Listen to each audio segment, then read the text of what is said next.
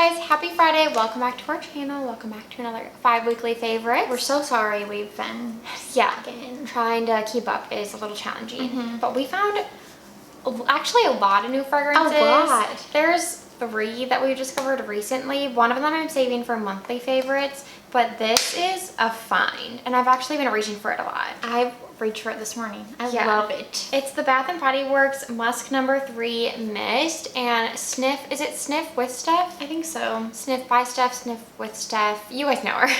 She's like the queen of perfume talk. And she said that this was really similar to Diptyque La Papier, if that's how you say it. That's like Lou Papier. Lou Papier. And we love that fragrance, but Diptyque fragrances are so expensive. And especially for like a musky scent, we normally reach for ours, like highs and lows. Yeah. And so it's like spending a lot of hundreds of dollars on a musky fragrance when we have 4 that we created. It just seems a little silly. And so, but as soon as she said it, I was like, okay. So I went to the website. That's my favorite Diptyque fragrance. Every time we're at the mall, I spray it. I even showed my boyfriend. I'm like, doesn't this smell like library, like paper books? And he's like, yeah, that smells really good. And so I've been obsessed with this fragrance forever. So yeah. So as soon as she said that, I went to the website because I've done a pickup order at Bath & Body Works before. See, if you go in store, it's hard to shop. It's a little overwhelming. So I was like, oh, I'll just do a pickup order because we go to the mall all the time.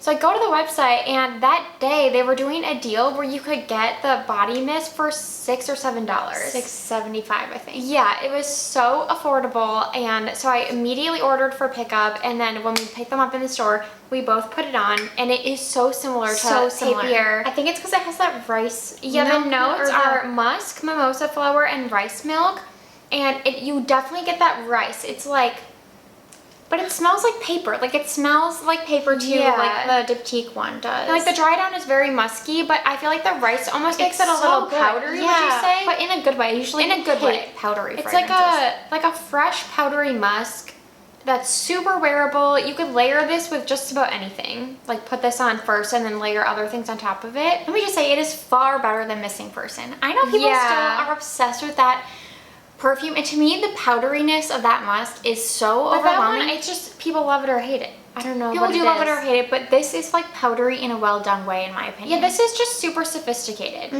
especially for Bath & Body Works, especially for $6. Yeah, my only complaint is I wish they had a smaller bottle because I'll never go through this, and it's just kind of clunky. So hard to travel with, so we hope they release it in their smaller size.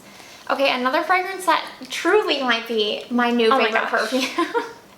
Fun fact, so we were walking around Larchmont last week and we stumbled upon the Scent Room, that's what it's called? Yeah. And it was a stunning store. Yes. If you live in LA, please go to the store. The guy that helped us was named Tom. Shout out to Tom. He kind of looks like Draco Malfoy. Yeah, we both immediately were like, and that guy's name is Tom Felton. Wait, how weird. That's so weird. It was not him. No.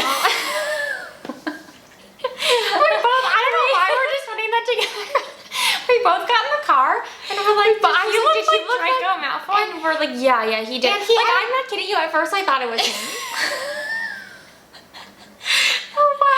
Draco, what are you doing and here? they're both named Tom. Why are we just putting that together now? And even when we got in the car, I was like, I can't place his accent, but he's definitely not from here. Yeah, but it wasn't him. No, I don't think so. I don't think he'd be working in a perfume store. That'd be wild. But he was so nice. Yeah. He showed us around the store and we told him what perfumes we liked, and he wasn't overly salesy like sometimes I feel like people can come across. And he just like led us around the store, gave us a background. He somehow memorized notes of all these perfumes. Yeah. It was so impressive. They have these like beautiful papers that they spray the perfumes on. They're like custom to them. It was just a lovely experience. And then right like when we were leaving, he grabbed this, and we didn't well, because it was on the table in the middle because they were doing a brand presentation with this brand. What is it? Room 1015. 1015. So they were busy with those testers, but then before we left, he grabbed it to show us. Yeah, which we didn't even say that we liked fruity. We said we liked musky, like everyday skin scents. We like some gourmands. Didn't say anything about fruity. I think he just knew this was like special. Yeah. And he's like, oh yeah, this is called Wave Child by Room 1015. And it's kind of like a watermelon, like leather, kind of like funky, fruity scent. Yeah. And we both sprayed this on and then could not stop talking about it the rest of the day. Yeah. Like, I don't think ever in my life sprayed a perfume and then continuously was like, oh my God. Or like, smells so and good. the It rest smells of the so day, good. oh my gosh, I smell so good. I was like texting Britta like, I think I might need this fragrance. Yeah. Anyways, that's what it's called. Wave Travel by Room 1015. We ordered a small sample size, but I might order, because some places have the 10 ml like travel size. Well, so the issue is their full-size bottle is 100 ml, so it's huge. And even when we were spraying it, I was like, I can barely fit this in my hand. Yeah, it's and so I know big. it sounds dramatic, but it was hard to hold. It really, and we honestly hated how the bottle looked. Yeah. Like, it looked really masculine and not like our style. So I think I'm gonna grab the 10 ml though. Yeah, me too. But yeah, we ordered the little sample size. We ordered the sample size from Ministry of Scent because our beloved, Just like another weird Harry Potter thing. yeah, our beloved Lucky Scent also has it on their website, but the Lucky Scent testers aren't sprays, and sometimes they're just a little hard to use. So we ordered through Ministry of Scent because they have like a spray, so recommend them. It came really fast. This scent is incredible. Yeah. And I don't want to spoil anything, but ironically, we are in the midst of working on a perfume for Diet that has watermelon in it. Yeah. So when we smelled this, we were like even more inspired. Yeah.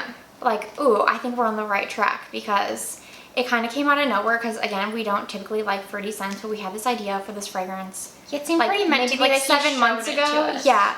And we had briefed it in like a week and a half ago, and then we discovered this scent and we were like, what? Like, we're on the right track because apparently we love fruity watermelon scents. We had no idea because I don't even like watermelon to eat. Yeah. Trader Joe's favorite of the week is, this is not new, but it's the almond chipotle dip, smoky and spicy plant-based dip and spray. It's a really good vegan dip, and we got it to eat with, what have we been eating this with, like potato chips? Potato chips. I think we've eaten it with crackers, and we've eaten it with carrots too. Yeah, and then last night we make lentil pasta a lot, and I sometimes do like sriracha with boursin as my sauce, which I know sounds really rich, and it kind of is. So I was like, oh, I'm gonna try this as like my pasta sauce, and that was also really delicious. It's pretty spicy, definitely has a kick to it. Should we have bought another one? When does it expire? 5:30. Okay. But it's just really good, and you can eat it with like a lot of different things, and one of these like lasts us a while because it's a pretty fluid formula. Yeah, I do think they made it spicier because it was spicy. It's off the shelves for a while, brought it back, as you know Trader Joe's does, and then we were like, I swear it's more spicy. So if you don't like spicy food, avoid, but it's delicious. Yeah. Okay, a skincare find. I've had really, really dry skin lately. Really wanted to try hyaluronic acid to try to like plump it up. I've had, I don't know, like hit or miss luck with hyaluronic acid serums in the past, but I like the idea of them more than a pure hydrating serum because they're typically lighter and they typically layer really good with other products. So this one on Amazon had really good reviews, the CosRx Hyaluronic Acid Power Essence, and Britta loves a lot of CosRx products. Yeah, they're I've so tried ones too. It was a really good deal for this large size, and I've been liking it so far. I can't notice a huge change in my skin yet, but I was like severely breaking out, which I think was because my skin barrier was so compromised, like on my forehead and on my cheeks, and I feel like the breakouts have been healing since I've been using this, and it hasn't given me more breakouts. It hasn't irritated my skin. I don't notice a huge hydration. Like my favorite one is still the Versed Moisture Maker, but I was just going through that, and for $20 a bottle, I was like, I can't keep buying this. It was like too expensive. But it works solidly. I have a snail mucin too. You can try it. It broke me out, but you can try it. Yeah, I mean, I'm happy with this. I'm definitely going to keep it and keep using it, so I'll keep you updated. Last is our TV show favorite of the week. This was a good find. It's Sugar on Apple TV. First of all, Apple TV is the elite streamer. They have the best shows, hands down, like without a doubt. If you want to invest in one, get Apple TV.